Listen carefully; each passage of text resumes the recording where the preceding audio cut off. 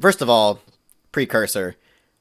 Scarface is actually just like one of my favorite movies. I never talk about it like at all because I've gone down a rabbit hole watching so many fantastic films that I can't really find room to ever fit it anywhere and talk about it. But like Mm. Scarface was like one of the films I watched I think as a senior in high school, and I completely fell in love with it. And it was one of those films that like also really made me realize how much I love film and filmmaking in general. And Scarface is okay. So yeah. So now with all that, going back to Tony Montana's character, as you mentioned, Eric, he's obviously like a dark, like narcissistic character, obviously. But Mm. I love how the film He's demonstrates. possibly incestuous too. Yeah, that's also an interesting little like subtext to it. But like he's also just like a really layered and complex character too when you think about it, because Mm.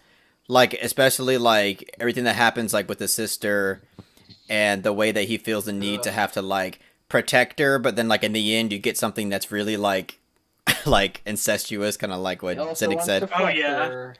But then you get like I love the layers that it gives him when he's basically asked to kill a woman and her kids, and he's like, I'm not gonna fucking do that. Yeah, I love that scene. That's a really great scene. Yeah, I agree. Like, I fucking tell you, man, I tell you, no fucking kids, man. It's interesting. There were some. I don't know if this is relatable, but there were some scenes where I was kind of rooting for him, and then some scenes I was completely against him and hope he got what was coming to him. I was Yeah, only really rooting for him when I was only really rooting for him near the beginning, and that one scene where he said he wouldn't kill a wife and kids. And I kind of see him as a character you don't root for. You just Yeah. kind of get to see who he is, and then you choose how to feel about him from there.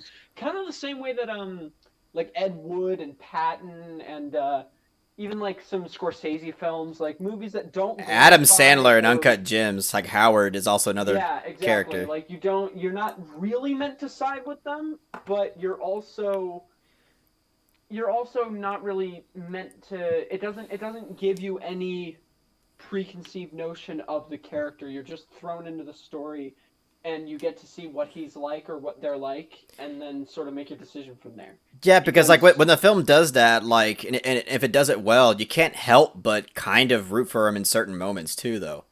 yeah, because Like, he's the film's main character. It's always going to have that precursor, it's like sort of from like that.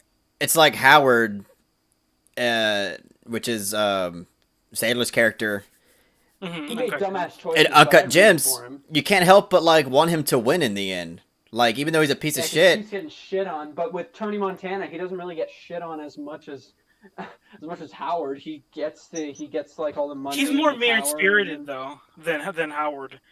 Yeah, I didn't find his character to be likable, but his character was not really meant to be likable. He was just a fucking bastard. He's a very troubled character because I feel like obviously sometimes he regrets his actions, but in the moment he's such a fucking hothead. Yeah. The one time he really regretted his actions was when he killed his friend for His fucking his friend, sister. yeah. By the way, I fucking love that scene. I think it's iconic as fuck, and it's beautifully like done. Like it's so stylistic, and it's a little bit over the top, but you can't help but like just really appreciate it.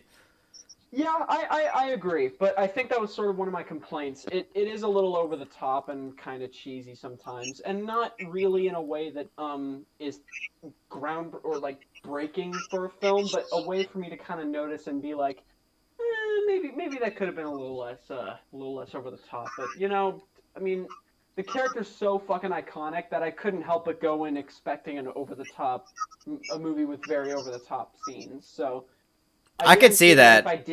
if I didn't know the character or the story of Scarface, I would have found those moments way more jarring.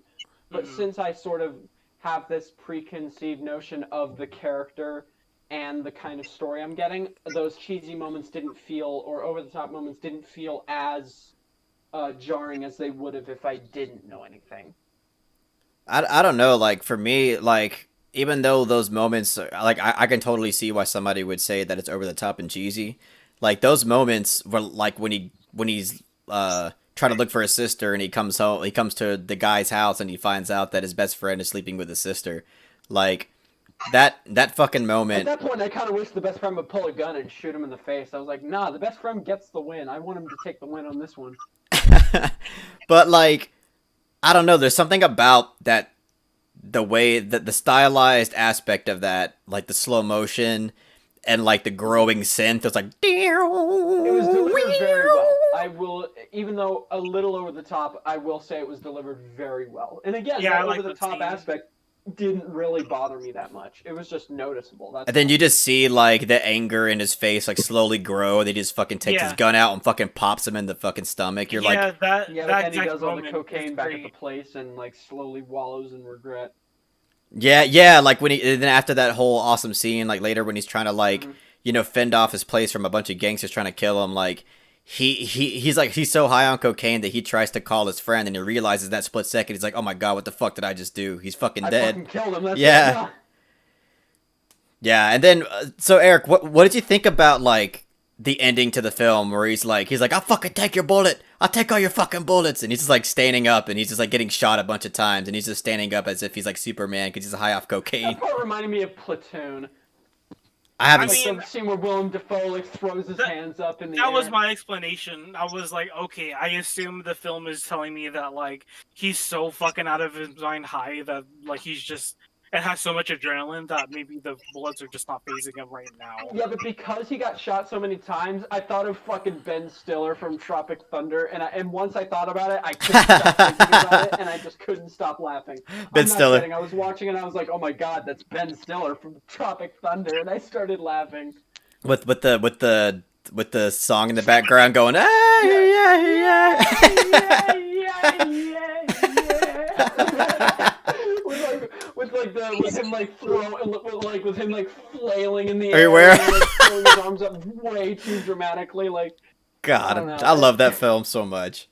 But It was a little over the top for me, but I still thought that scene was great. Again, that's That- kind of how I think of the entire movie. It was a little over the top, but it was still very, very good.